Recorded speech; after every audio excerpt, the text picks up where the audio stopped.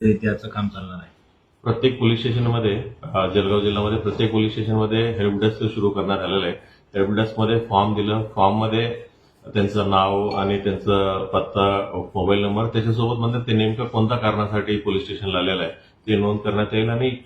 ही जे काम कोणाकडनं होईल म्हणजे एखादे अधिकारी किंवा कर्मचारी त्यांना एक्झॅक्टली मार्गदर्शन करण्यात येईल की म्हणजे या अधिकाऱ्यांकडे या कर्मचाऱ्यांकडे आपलं काम होईल आणि त्या अधिकाऱ्यांपर्यंत त्यांना कम्युनिकेट करून त्यांच्यापर्यंत पोहोचून देतील. जर अधिकारी किंवा कर्मचारी तिथे उपलब्ध नाहीये, कोणत्या टाइममध्ये ते उपलब्ध राहील याविषयी देखील त्यांच्याकडनं मार्गदर्शन करण्यात येईल आणि सर्व ही फॉर्म जर शेवटी त्यांचं काम झाल्यानंतर परत जाताना त्यांच्याकडे फीडबॅक देखील त्यांच्यामध्ये घेण्यात येईल. म्हणजे त्यांचं काम जे विषयासाठी पोलीस स्टेशनला आलंय त्या विषयी झाला किंवा नाही आणि त्याच्यानंतर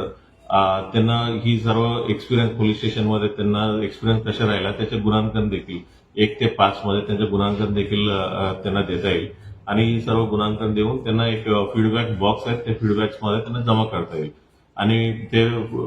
फॉर्ममध्ये नंबर आहे. म्हणजे भविष्यात म्हणजे त्यांना जर विचारायचं असेल या